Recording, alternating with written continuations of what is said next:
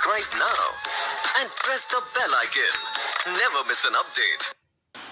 अस्सलाम वालेकुम students, first year biology chapter number 2 biological molecule में आज हम स्टडी करने जा रहे हैं जी न्यूक्लिक एसिड। न्यूक्लिक एसिड का इंट्रोडक्शन देखते हैं कि इसको सबसे पहले 1870 में मिस्टर फ्रेडरिक ने आइसोलेट किया। कहाँ से आइसोलेट किया जी? पास्ट सेल्स के न्यूक्लियाई से। अब क्योंकि इनको न्यूक्लियाई से आइसोलेट किया गया और इनकी नेचर जो थी वो एसिडिक थी, तो on the basis of this acidic nature and isolation from nuclei इनको न्यूक्लिक एसिड का नाम दिया गया। न्यूक्लिक एसिड काफ़ी कॉम्प्लेक्स मॉलिक्यूल है। इसकी फर्दर दो टाइप्स हैं, deoxyribonucleic acid and ribonucleic acid. Deoxyribonucleic acid को डीएनए भी कहा जाता है और राइबोन्यूक्लिक एसिड को आरएनए भी कहा जाता है। एंड आई एम श्योर कि आप इन दोनों ही नामों से काफ़ी फेमिलियर होंगे। सबसे पहले बात करते हैं जी डीएनए के हवाले से, यानी कि डीऑक्सीराइबोन्यूक्लिक एसिड के हवाले से। पहले जी हम इसकी अक्रेंस देखते हैं कि ये कहाँ कहाँ मौजूद होता है सेल के अंदर, और उसके बाद हम बात करेंगे इसके केमिकल कॉम्पोजिशन के हवाले से। अक्रेंस देखें तो ये विद इन द सेल जो न्यूक्लियाई है उसके अंदर मौजूद होता है, यानी कि ये सेल्स के न्यूक्लियाई में मौजूद होता है जो मेन इसकी अमाउंट है। इसके अलावा स्मॉलर अमाउंट में ये माइटोकॉन्ड्रिया एंड क्लोरोप्लास्ट में भी पाया जाता है। इसकी केमिकल कंपोजिशन के हवाले से बात करें तो क्योंकि ये डीऑक्सीराइबोन्यूक्लिक एसिड है तो ये डीऑक्सीराइबोन्यूक्लियोटाइड से मिलके बना है। उसके बाद बात करते हैं जी राइबोन्यूक्लिक एसिड यानी कि आरएनए की। आरएनए की अक्रेंस की अगर बात करें तो ये न्यूक्लियोलस, इसके अलावा राइबोसोम एंड साइटोसोल में मौजूद होता है। अगर हम प्रोटोप्लाज्म को दो हिस्सों में डिवाइड करें, यानी कि सेल मेम्ब्रेन के अंदर एंड न्यूक्लियर मेम्ब्रेन के अंदर, तो सेल मेम्ब्रेन के अंदर और न्यूक्लियस के बाहर ये वाला जो मटेरियल होगा, ये वाला जो प्रोटोप्लाज्म का हिस्सा होगा, इसको हम साइटोसोल कहेंगे। इसके अलावा ये स्मॉल अमाउंट में सेल के जो दिगर पार्ट्स हैं वहां पे भी मौजूद होता है। इसकी अगर हम कॉम्पोजिशन की बात करें तो क्योंकि ये राइबोन्यूक्लिक एसिड है तो ये राइबोन्यूक्लियोटाइड से मिलकर बना होता है। डीएनए एंड आरएनए की कॉम्पोजिशन में हम बात कर रहे थे कि डीएनए डीऑक्सीराइबोन्यूक्लियोटाइड से मिलकर बना है, जबकि आरएनए राइबोन्यूक्लियोटाइड से मिलकर बना है। अब ये न्यूक्लियोटाइड एक्चुअली है क्या, इसका कॉन्सेप्ट अंडरस्टैंड करना बहुत ज़रूरी है। देखते हैं जी ये न्यूक्लियोटाइड क्या होता है। ये बेसिकली केमिकल सब्सटेंस है जो कि 3 सब यूनिट से मिलके बना है। उन सब यूनिट्स में सबसे पहले तो एक 5 कार्बन मोनोसेकेराइड पेंटोज शुगर शामिल है। उसके बाद एक nitrogenous base and phosphoric acid group शामिल है। केमिकल स्ट्रक्चर अगर हम देखें तो कुछ इस किस्म का केमिकल फॉर्मूला बनता है, जिसमें यहाँ पे आपको एक राइबोज शुगर दिखाई दे रही है जो कि एक 5 कार्बन 1 2 3 4 5 कार्बन राइबोज शुगर है, मोनोसेकेराइड है। ये एक नाइट्रोजनस बेस है, यहाँ पे एडेनिन की एग्जांपल हमने कोट की है, और ये जी फॉस्फेट्स हैं यानी कि फास्फोरिक एसिड ग्रुप है। तो केमिकल फॉर्मुलेशन कुछ इस तरह से बनती है। इसको अभी हम मज़ीद डिटेल से डिस्कस करते हैं।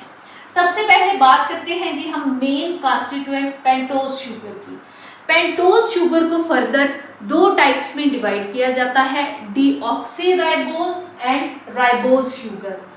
डीऑक्सीराइबोज शुगर प्रेजेंट होगी डीएनए के अंदर, जबकि राइबोज शुगर प्रेजेंट होगी आरएनए के अंदर।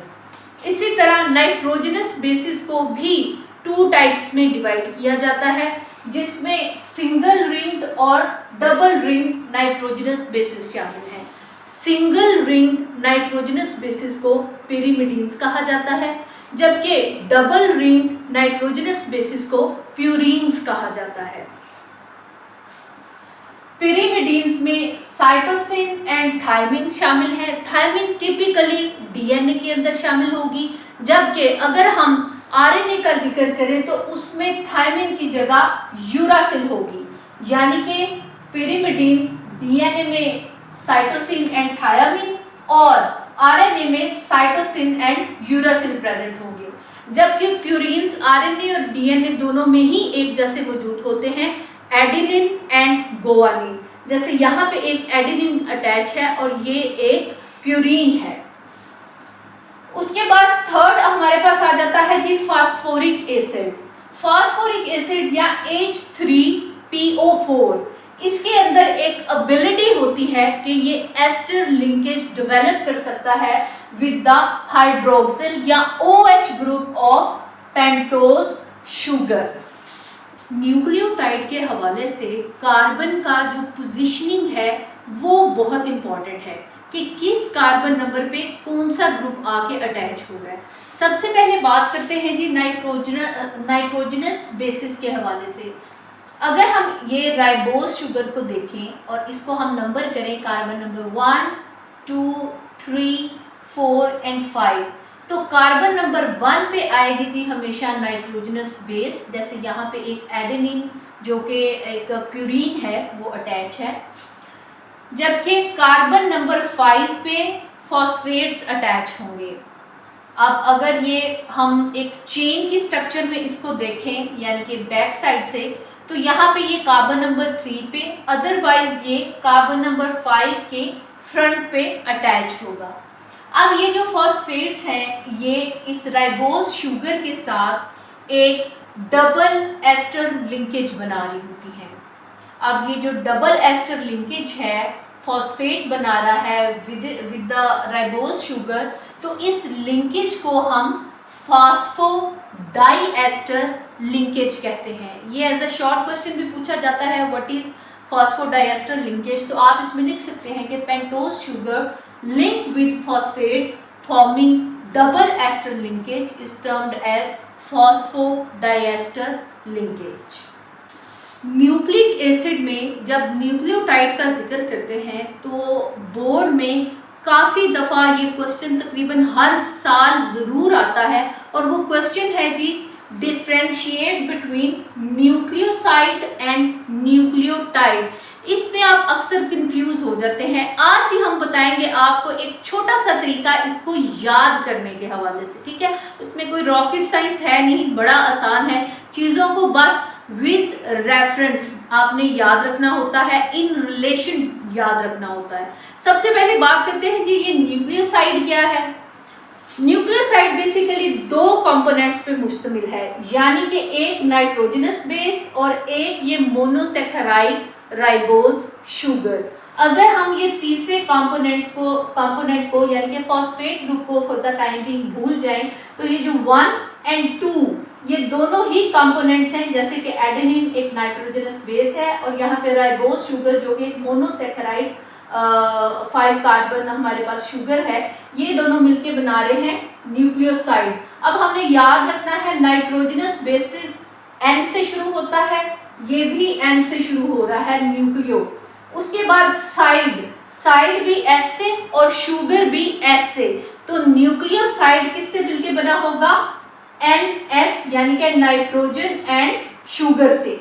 जबकि न्यूक्लियोटाइड को हमने कैसे याद रखना है, T से टाइड बन रहा है जी और T से ही 3 बनता है, यानी कि 3 कंपोनेंट्स वाला क्या होगा न्यूक्लियोटाइड। और वो 3 कंपोनेंट्स कौन कौन से हैं, 2 कंपोनेंट न्यूक्लियोसाइड के यानी कि nitrogenous base and sugar plus phosphate group, तो ये बन जाएगा जी न्यूक्लियोटाइड। तो अब इस क्वेश्चन को हमने कैसे आंसर करना है, nucleoside is form by the combination of nitrogenous base and ribose sugar, जबकि nucleotide is form by the combination of 3 components nitrogenous base, sugar and phosphate group. I am sure जी यहाँ तक हमें न्यूक्लिक एसिड का जो introduction है वो clear हो गया है। इंशाल्लाह ताला deoxyribo nucleic acid and ribo nucleic acid के साथ अलग अलग एक डिटेल्ड वीडियो के साथ जल्द ही आपकी खिदमत में हाजिर होंगे। तब तक के लिए जी अपना ख्याल रखिएगा, दुआओं में याद रखिएगा, वीडियो को लाइक ज़रूर करना है और चैनल को सब्सक्राइब करके बेल का आइकन दबाना नहीं भूलना। तब तक के लिए जी टेक केयर, अल्लाह हाफिज़।